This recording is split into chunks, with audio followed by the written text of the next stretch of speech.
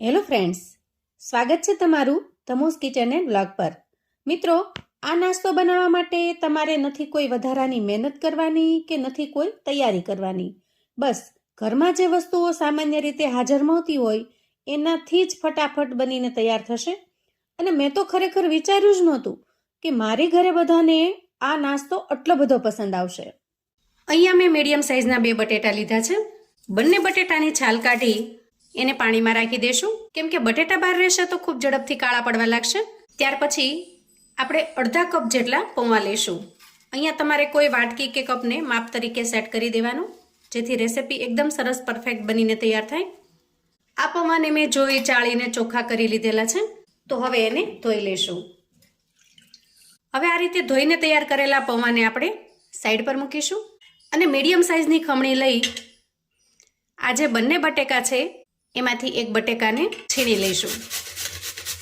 હવે તૈયાર થયેલા બટેકાના છીણને પણ આપણે એક વખત સરસ રીતે ધોઈ લેવાનું છે, જેથી એના અંદરનો જે સ્ટાર્ચ છે એ સ્ટાર્ચ દૂર થઈ જશે. અને સ્ટાર્ચ દૂર થવાથી નાસ્તો એકદમ સરસ ક્રિસ્પી, કુરકુરો અને ખસ્તા બનીને તૈયાર થશે. સરસ રીતે ધોયા પછી આ રીતે આપણે હાથની મદદથી એના અંદર જે કંઈ પાણી હોય એ બધું જ પાણી નિતારી લેવાનું છે.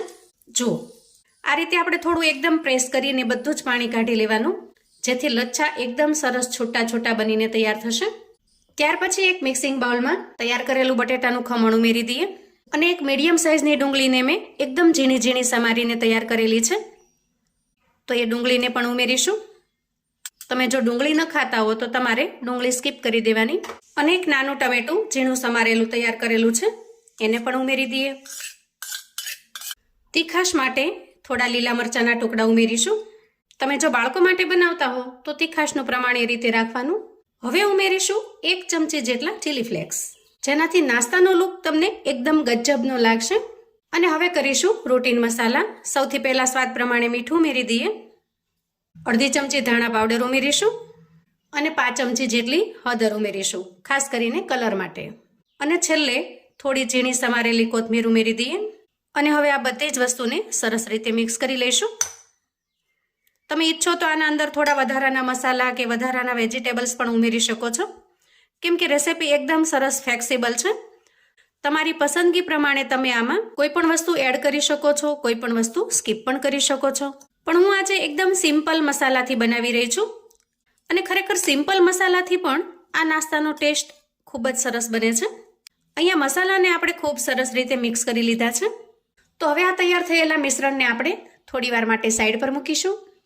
અને હવે એક મિક્સર જાર લઈશું.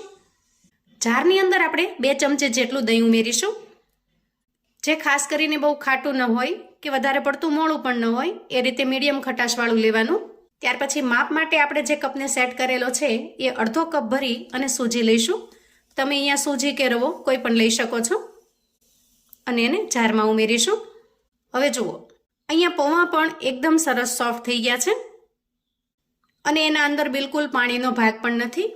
તો આ રીતે તૈયાર થયેલા પૌવાને પણ આપણે જારમાં ઉમેરી દેવાના છે. અને ત્યાર પછી બાકી વધેલું જે બટેકું છે એને આપણે સમારીને એડ કરી દેવાનું છે. જુઓ, આ રીતે હું રફલી પીસ કરીને ઉમેરી દઉં છું. હવે આપણે આના અંદર મિશ્રણના ભાગનું મીઠું ઉમેરીશું અને બિલકુલ પાણી ઉમેર્યા વગર ઢાંકણ ઢાંકી સરસ રીતે પીસી લઈશું. કેમ કે બટેટાની જે ભીનાશ છે, બટેટાનું જે મોઇસ્ચર છે, એનાથી મિશ્રણ સરસ રીતે તૈયાર થશે. પણ જો જરૂર જણાય તો થોડું પાણી ઉમેરી દેવાનું.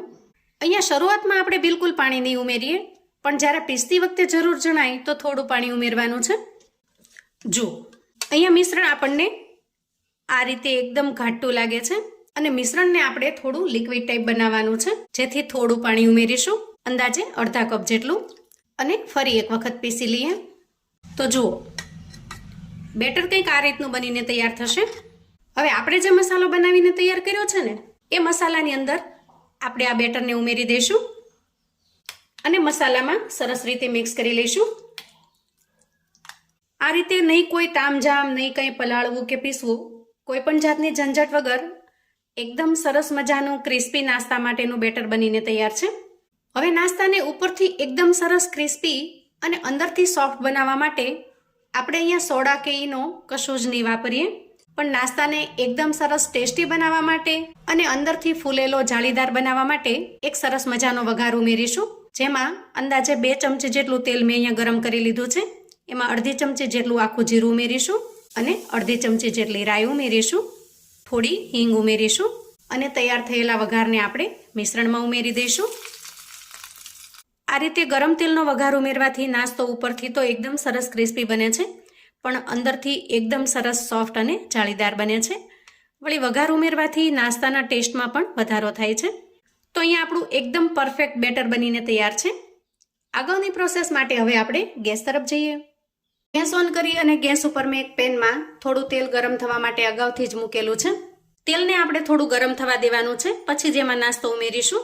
તો જુઓ, તેલ સરસ રીતે ગરમ થઈ ગયું છે.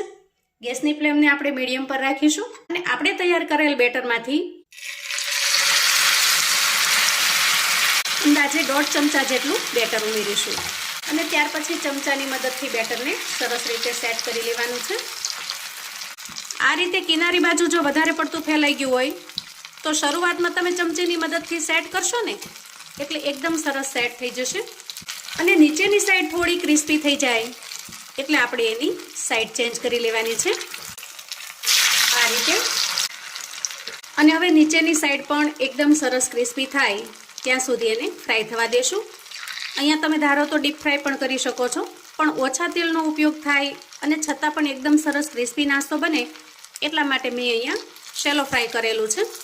તમારે એને ઉથલાવવામાં પણ સહેજે મુશ્કેલી નહીં પડે, આરામથી એની સાઈડ ચેન્જ થઈ જશે. અહીંયા તમે તૈયાર થયેલો નાસ્તો જોઈ શકો છો.